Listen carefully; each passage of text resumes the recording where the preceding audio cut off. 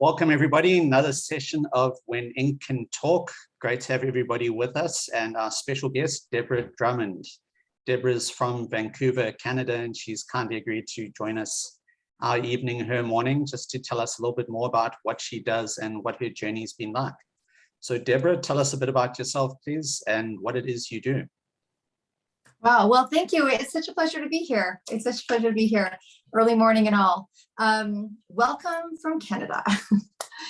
So my background is pretty thick in terms of the world of entrepreneurship. I was just sharing earlier that I'm mid-50s and I started becoming an entrepreneur in my 20s. And so it wasn't so cool back then to be an entrepreneur, a little pioneerish. So I've got some scrapes and I've got some bruises. I guess I'm called what they call an entrepreneur now because I've had 6 to 7. I'm saying 7 because my beautiful 18-year-old is starting his first company, and I kind of feel now that's my 7th company. But I guess I have a big passion for entrepreneurship. I love to watch and help and support and push people up the cliff and then kind of catch them. I think in terms of this arena and you guys were talking mostly about what I do in terms of media and books and publishing. But my love and my background is entrepreneurs and spunk. And I have a really heavy sector in the health and wellness industry and entrepreneurship. And, you know, if you go onto my LinkedIn or whatever, you're going to see a lot of things for women in business. And that's because 30 years ago, there was really nothing for women in business. And it was a bit of an anomaly, maybe not where you are or if you're listening, but it certainly was in Canada. I literally started the first women's networking group in my home, in my basement.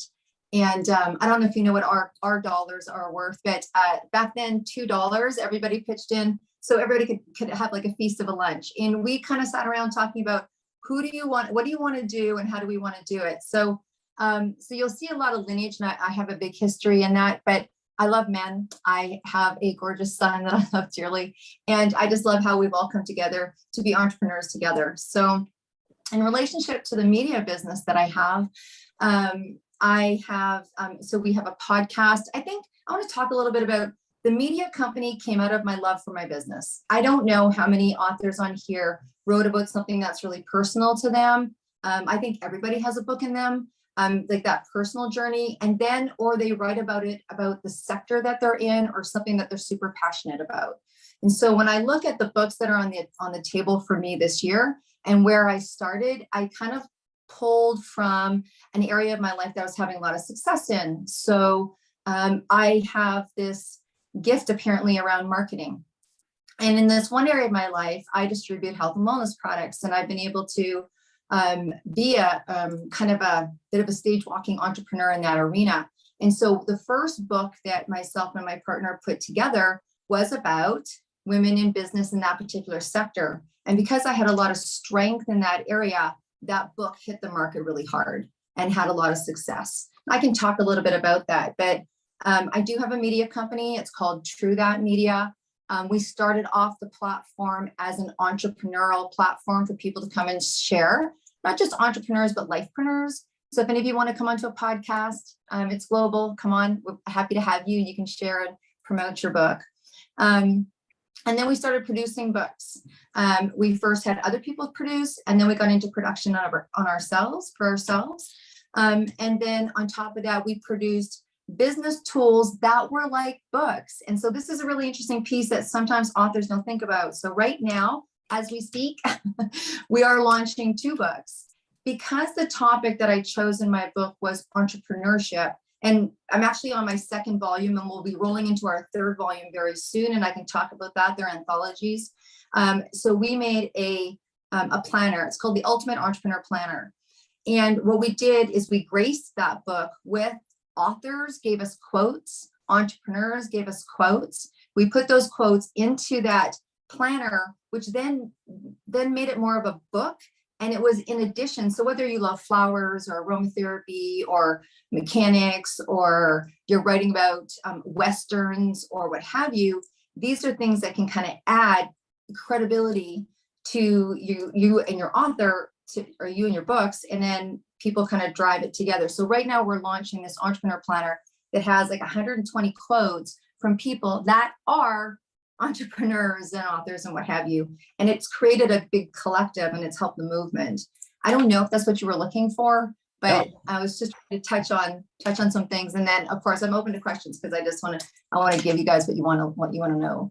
Yeah, so the whole point of this weekly meeting is a lot of us have found, I mean, I self-published before I got a publisher from the US, and a lot of us have self-published. Roz is an editor, Kiyu's going to be an author, Tony's published as well. You self-published, say, Tony? Yeah, so one of the things that comes that a lot of people talk about is, where do I find an editor? Where do I find an illustrator? Where do I find somebody to design my covers? How do I get in touch with the publisher? What are the publishers looking for? So the whole point of When Ink Can Talk is just to give people a platform where they can all come together. So let's, for example, you're a publisher, I'm an author, Q's an author, Tony's an author, and Roz is an editor. So the three of us in the middle are thinking, okay, what do? We want somebody to publish our books. We also need to get it edited professionally. Maybe we need an illustrator as well. So there's Roz right there as a resource. You can hire her to edit your books. There you are as a publisher. We might be who you're looking for. And hopefully in time, I'm going to try and bring in a few people from the film and TV industry, just to, because they're always looking for new material. We want to know how to write a screenplay, et cetera, et cetera. So our main question for you, or my main question actually, is when you're looking at books and publishing, what are the main things that you'd look for in a book? And what are sort of the factors that put you off aligning yourself with a particular author? Okay, well, this might not sound really strategic, but it's one of the first places that I go, and it's my gut. Now, maybe because I have a lot of years and experience, Roz, you smiled, you probably do the same thing, right? Okay, so when I get something, if I'm really drawn to it, even though it may not be my topic or it may not be something that I'm looking at right now, that tends to be my lead-in. So I don't know how to tell you how to make that happen, but you want to be connected to the person that's connected to you. I think for me, foremost, that's kind of like how I decided to come on, Chris. My gut just said, go on. Yes, right?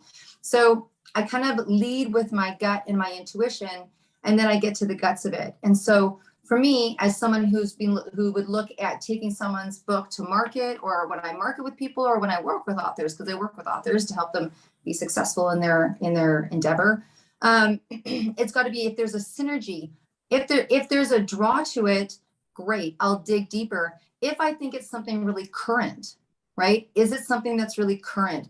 Is it really in my wheelhouse? Or should I be passing this on to another publisher that's their wheelhouse, that they eat, breathe, and sleep this, right? Also, is it something that the person wants to do personally? There's a lot of people and authors that I've worked with, even putting quotes in the book. This book was meant as a personal journey for them. They want it to be more of personal development. So I think knowing what the person wants from the book. Is this something that you want to hand to your family and friends? Was this part of your personal journey? And there's a lot of people that do it as a piece of personal journey. They're like, there's a book inside. I want to get it out. I don't really care if it sells. I want to be able to put author on my LinkedIn. I want to be able to say that I'm an author. I want to have the experience. And here's the cool thing, and you guys all know this because you're getting together. Once you become an author and you put yourself through that pain, and everyone thinks, oh, I don't need that long to write the book. Oh, I've got this handled. I'm going to do it. And then you get into the guts of it and you're like, oh my gosh, I don't know how I'm going to get this book finished. We all know deadlines, right? So by the way, we draw really hard deadlines. And then we mentor you to hit those deadlines. So we work a little bit differently. We're pretty tight with people that want to come on board. But so those are the criteria. Now, if this is someone that says, I want to get it out there, I want this to be, New York bestseller. I want this to, then we're going to look at the criteria. We're going to look at what's the market wanting right now. Like if you're writing about something that's from a market space, if you're writing something that's archaic, like, look, I had a book that I had to put on the side when COVID hit. And so in this other company that I have, I've hit #1 in acquisition in 10 countries. I did it by belly to belly business. I'd hit #1 with four posts on my Facebook. Me and a gentleman were going to write a book. because he's really successful in this industry. I'm successful in this industry. And I was going to write about how to get successful belly to belly. And he was going to write on how to do it in social media. COVID hit. No one wanted to read my book. No one's doing belly to belly. Yeah. My bookshelf for another year, right? So is it current? Is it realistic? Can I promise you, Chris, if I take your book on, oh yeah, that's what people are reading right now. So I think it's aligning your expectations with what the market expectations are stating, right? And so what am I going to do instead? Well, I'm going to create an anthology for women over 50 and social media, because we basically got our butts kicked in the last year. And my God, how many hours did I have to study social selling? So is it current? Is it personal? Is it marketable? And what are your expectations? I think that's more the criteria. And then if you read it, you know, we just read a chapter from someone yesterday and we're like, ooh, okay, let's go back to this person. And, you know, it was supposed to be about them and their success in this business. And they wrote third parties if someone was talking about their, you know, it didn't work, right? So also you're telling me you want this, but you've actually written some chapters that say this. So where are you, right? And then if someone's really coachable, you know, if someone's new and they want it, or if they're really, this is going to work and I know it's going to work and we don't feel like it's going to work, then they're probably better off with another publisher. So it's all about managing the expectations and just giving them a realistic view there. Yeah. And telling them to do some work. You know, you don't have to, you know, I work with people, like I said, but you know, you're going to pay me to get you to where you want to go. So I'll give you some free advice, you know, go onto Google, you know, put your title in, right? How many books sold in that category? You know, what category do you want to sit in? Do you want to be a #1 Amazon bestseller? Because I can teach you how to do that super quick. You want to be a New York bestseller? Different story, right? And what are you willing to do? And what are you not willing to do? Because if you're not willing to do it, then what are you willing to pay for? And I don't say that in a rude way. There's times in my life, like my son's business, I got him an assistant. You know what I mean? I'm like, you know, I'm not willing to do it, but I'm willing to pay for it. So what are you willing to do? What are you willing to pay for? And it's all fair. And then having a mutual experience, right? For us, it's having a mutual experience, right? Like, it's like, we're in there with you. We're cheering you on. I'm like your biggest cheerleader. And then I'm going to help you have it successful, just as long as we know, right? Kiyu's got a question there. I'm going to let her ask it. It's actually what I was going to ask as well. Kiyu, feel free to ask there. So I'm on my phone and the questions come up and pop clearly, so I'd have to lose my face. So can someone No, read it to me? Kiyu will ask you the question. Don't worry. Okay, cool. Hey, I was just wondering, because you're talking about kind of the gut feeling and the match, but maybe it would help the authors to get a sense of what kind of books you've been published so far. So we kind of get a sense of what kind of genres and what kind of things you might be looking for. I think the other question I haven't been able to type it out yet, is that how does it work in terms of literacy agencies and all that in Canada? Because we generally know that in the States and in UK, you have to, like, you don't contact the publisher directly. You need to go through the agency. How does it work in Canada? Thanks. Okay. So the first question is that we work with anybody in any sector, because I think our criteria is about that personal relationship, doing the work, making sure it's marketable. So the books that I've personally done that I have on the agenda, I'm happy to share that with you. So we did 20 Powerful Women in Network Marketing Tell All, Volume 1 and Volume 2. These are anthologies where we aligned with women in this particular sector. We did this sector first because in North America, only 13% of women are millionaires, and 85% of those millionaires are in network marketing. And so we felt that this was a book that could go to market for any woman entrepreneur and men, because if you are in this sector, you know that you have men and women in your team. We didn't mention companies. We didn't mention income. You had to be a certain income to be in. So we created a gathering. And then that gathering is part of a mastermind group that I continue 6 months after the book. And I do that for authors. So that happened to be in that sector. My background is in health and wellness. So, well, I just told you one book that got shelved, right? So there's an aromatherapy book that's almost done. There's also my personal journey, you know, my early years till now. that biography book. We are also producing November 20th, it'll come to market. It's an anthology collection of men in business. February 14th, we're launching one for couples in business. Now there's some stories. There's some stories. And it's these couples that are successful in business that talk about the truth. Our podcast is called The True That Show. So we're like, okay, that's great that you're number one, but come on, give it up. Help some entrepreneurs out and tell them the truth. So, and then I have a book coming out on aromatherapy. I have one coming out on Ayurveda cooking, because I'm an Ayurvedic practitioner and I've aligned with an Ayurvedic chef that won Top Chef Canada, which you may or not know. So my stuff is probably health and wellness, personal stuff, health and wellness and business, because that's where I swim anyway. Now, there's certain things that I love. There's a company that I'm, again, going to be involved in. I'm going to produce a company in 2 years around perfuming. So I'm going to start, as I'm making this together, the book I'm doing is about perfumes. But who we work with is really, what's your passion? Because it's a formula, right? There's really a formula to success. In terms of literary agents and going straight to the publisher, I think that's universal. I don't think there's anything special in Canada that doesn't happen where you are. I would say that if you're looking for people, honestly, the best thing that you can do is handshake your way in.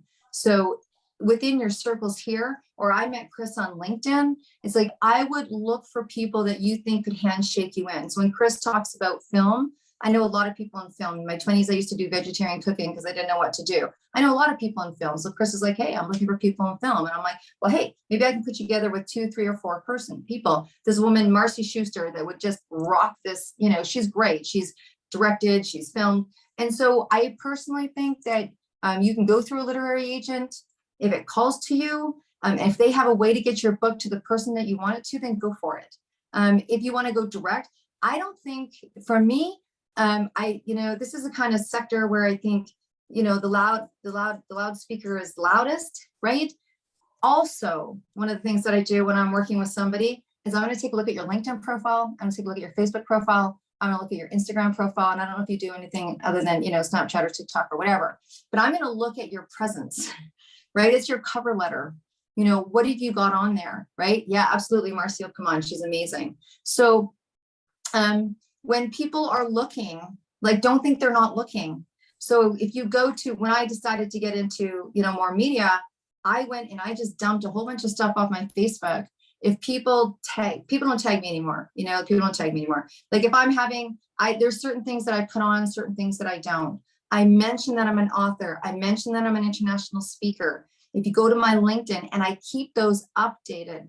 Now I pay a VA to do that, right? If you don't have time. So your profile and what people look at is really important. So make sure that when you're giving that, please publish this or please look at me, make sure that when they're looking at you, they see all of you. And the interesting thing, some authors are really quiet, right? You wouldn't think it because I'm here, I am, blah, blah, blah, blah, blah, right? But I'm super personal and I'm super private, right? I don't know if I'm quiet, but I'm private. And so it was a big thing for me to start doing lives. Like if you're producing a book, then get onto your Facebook and go, oh my gosh, I'm so excited. I just finished writing my last chapter and I can't wait to share it with you guys. So there's pre-marketing and there's this, even though your book doesn't have a date yet, even though you don't have a publisher yet, even though you haven't got it to Roz for editing yet, it doesn't matter. And when people see that, they're like, wow, they're going to participate in their success. They're going to help take this book to market as well. And they're marketable. Does that help? Yeah, no, that definitely does. What I'm taking away from that is that readers want to see who the author is as a person. Yes. They want that, and they want a good story from the person, but they want to know that, hey, this is somebody I can actually get behind. I can interact with them. I can follow them. I see we've got a question there from Roz. Roz, if you'd like to unmute and ask that. Yeah, I was just wondering, can writers directly approach a publishing company? And do you have publishing submission guidelines on your website? Because I quite often work with authors who do want to be traditionally published, and it's a case of approaching both agents and publishing companies directly if they do take direct submissions. So I'd be interested to hear if you do. Yeah, absolutely. So we're pretty open that way. I mean, in case you haven't noticed, I'm not saying I don't follow rules, but we're like, let's have a conversation. Most of my let's have a conversation. And if we're not the people for you, I'm absolutely going to put you in place with someone that is, or hopefully you're going to feel like you've had some value from the conversation. And at the very least, we've made a connection. And I think that's the most important thing of it. So we've just started. We probably get more submissions for the podcast that way, where people submit and they'll send some information in. But people will notice, I'm like, hey, let's grab a 10-minute call. They're like, oh, okay, it's great. It's like, let's get to know each other. Yeah. So would it be over a Zoom then, rather than emailing a submission? Yeah, let's have a conversation first. Let's have a conversation first. Yeah. Yeah. I wanted to answer a little bit to what I had said what I said before about, being out there and what have you. I know that there's people that use ghostwriters, and they do that for a certain reason.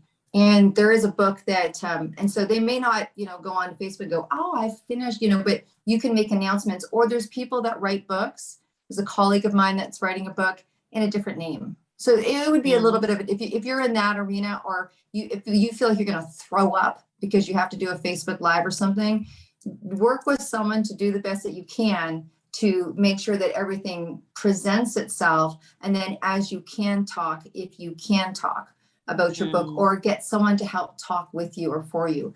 There's nothing wrong with doing something like this where someone is the producer, or someone is the, to help get it out there. So I just want to say that, because a lot of authors, they like to be behind the scene, and they'll actually use ghostwriters, and that's completely fine. Just make sure your presence, if you're using your name, looks congruent and consistent, and make your posts and all that stuff.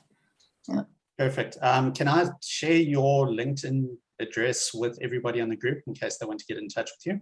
Yeah, get in touch with me on LinkedIn. And honestly, I'm huge on Facebook, but I check my LinkedIn, so it kind of goes Facebook, LinkedIn, Instagram.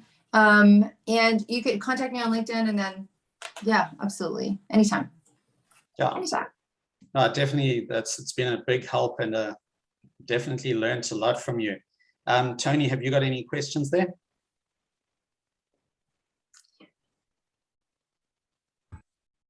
All right, am I unmuted? Yeah, you're unmuted now. All right, is the clarity fine?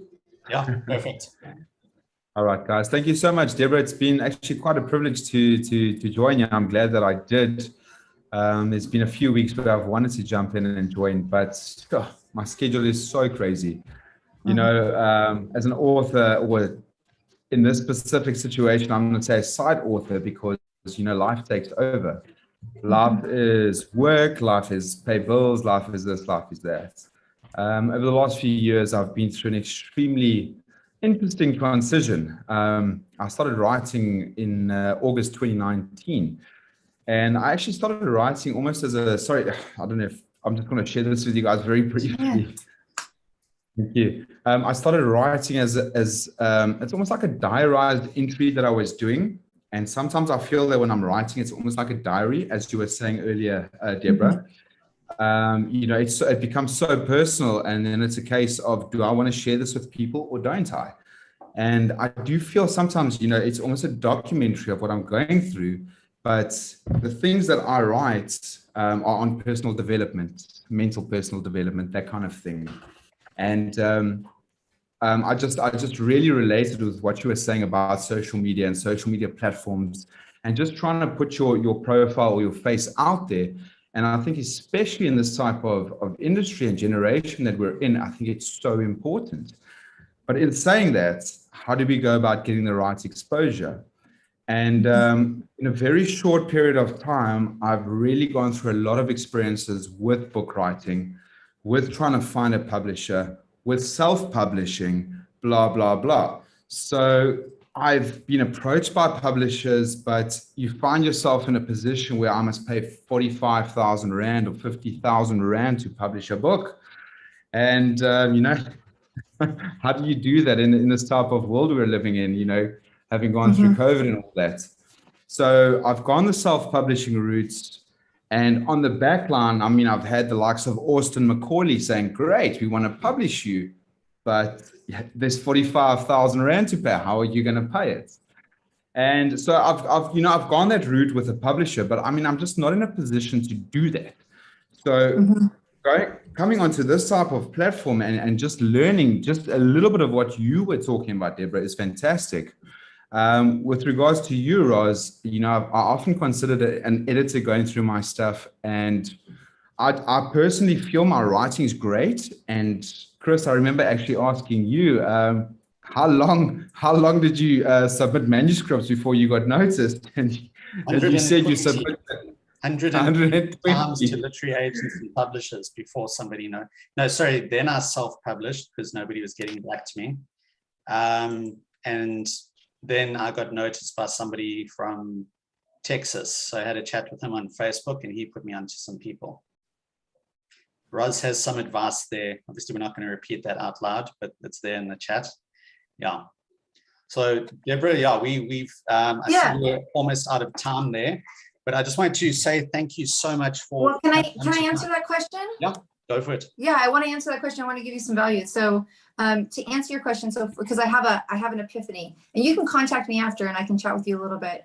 But when people write personal, so you've published the book already? Like it's already published? Okay. Because I had an idea for you.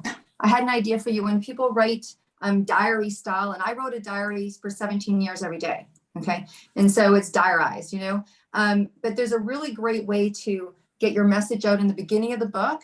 And then again, you can write your book diary style. Like, this is what I wrote here. This is what I wrote there. You can choose how much you extract or put in. But it just came up as a huge psychic hit for you around how great that would be to get your moment out and then write some diary style, then some more text and diary style. And, if you want to contact me, we don't charge that kind of money. There's a variety. And I think a lot of times self-publishers, they need someone behind them. They need a good editor. They need some of the fundamentals. And then honestly, I'll tell you, it's going to maybe shock you, but well, first of all, if you go to YouTube, if you go to my YouTube, you'll see our recent book launch. And in the first hour of our book launch, we had something like 578 people comment in the chat box, right? And so it was pretty incredible. Literally, we charge $1,000. I'm $1,000 to help you do everything that I just talked about, and I'll walk you through, and that I will be with you for a year. Right. So from beginning to end, to help you market and get you all cleaned up and know what verbiage you should use. So I know that we don't all have this to get this, but it takes a little more time. You can backdoor it. And then there's things that you can bring into it that would bring more exposure. But that's a conversation. Honestly, it's $1,000. Thank you. Perfect. Cool. Yeah. And I just ask quickly, Deborah, as well. Are your book marketing services just for people who publish books with you, or can it be for people who have self-published? Because I've got a client who's about to self-publish a book, and she could do with some help with marketing, I think, but she doesn't have a huge budget either. So yeah, no, it's for anybody that's published or wants to be published. That's not just, and I take them and I work with them and we kind of gauge from here to here. No, it's kind of like, it may not sound like a gift because it's $1,000, but I think you guys understand that's a gifted price that I do in that area. So, yeah. Nope. Roz, her LinkedIn is in there. I've also got her on my LinkedIn. So get in touch with Deborah. That's definitely something. And guys, hate to harp on about it, but that definitely highlights why we have these meetings. Here, Tony's getting some value out of having listened to Deborah. I mean, we all have. But he can approach her for personal help, and Roz can approach Deborah on behalf of her client. And if Tony and PU need some editing done, then Roz is the person to go to there. So hopefully we're going to be getting an illustrator on at some point, also trying to get hold of a cover designer. And then Deborah, definitely want to get in touch with Marcy, I believe it was, and get her on to tell us about film and what that involves. I want to say a big thank you again for coming on to the show this week. Been really awesome having you with us, and I'm sure we've all learned a lot. Absolutely. Well, I'm going to come on as just as a person quiet next time. Keep sending me your information when you guys meet. I definitely will. Because I need to connect you guys, let's connect and help each other. Yeah, that's the whole point of this thing, especially nowadays. Networking is important. But I just want to thank everybody for being here tonight, guys. I know it's giving up your Thursday evening or Thursday morning, as it were, Deborah. But just wanted to say thank you so much, and I'm looking forward to seeing you all again next week. So for that, we'll end off. Thank you, guys. Bye. Thanks. Thank you.